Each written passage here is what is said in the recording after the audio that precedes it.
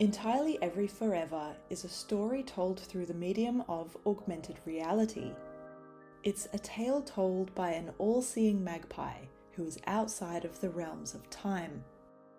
The story is set in Meanjin, or Brisbane, Australia, and this magpie has seen this place throughout time. The magpie tells the story of different eras, including engagements with people, engagements with other entities and creatures, and eventually engagements with the built environment.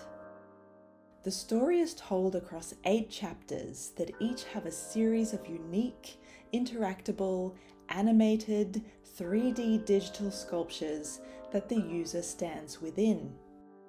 The user can look around and above themselves to see the full extent of each sculpture, or they can remain still and watch the sculpture animating around them. The user can also employ touch interaction by swiping a finger across certain objects in order to move the sculpture around. Augmented reality is typified by 3D objects seen through the lens of a user's phone screen or increasingly smart glasses. It is often used in architecture, medicine, and training. Digital storytelling may not be the first thing that comes to mind when we think of augmented reality innovation, because typically augmented reality involves a single digital object and a single purpose. Its initial purpose was not to tell extended stories or have chapters or pages. But this is what this work does. Its innovation is in extending how we understand the affordances of augmented reality for literature by creating a born digital story that doubles as an interactive digital sculpture.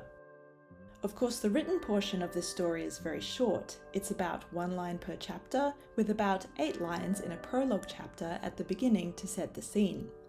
But we feel that's a very fitting way to create a story in augmented reality. The text is there to contextualize the visual and interactive nature of the work. 3D text also plays an important role in this story, with interactable, movable 3D poetic lines appearing in later chapters, pressed into crumbling walls and swirling around the user.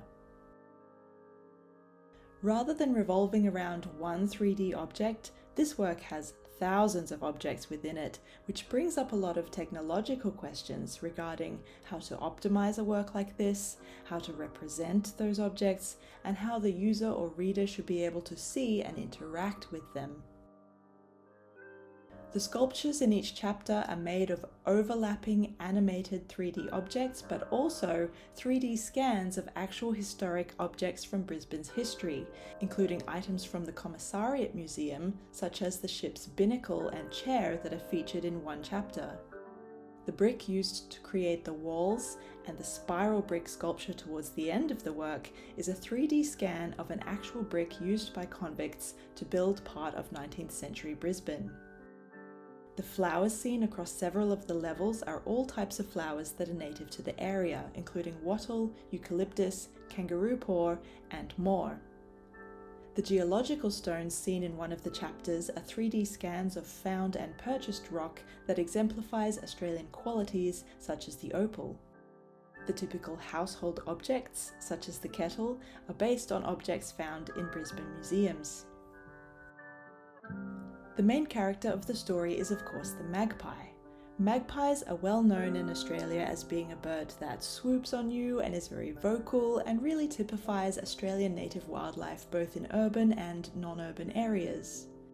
We wanted this to be our main character because, while it might be known locally as a bit of a cheeky character, we wanted to portray it as an intelligent and all-knowing, all-seeing, always-watching creature who would be able to describe a version of this land that could be outside of the traditional human experience.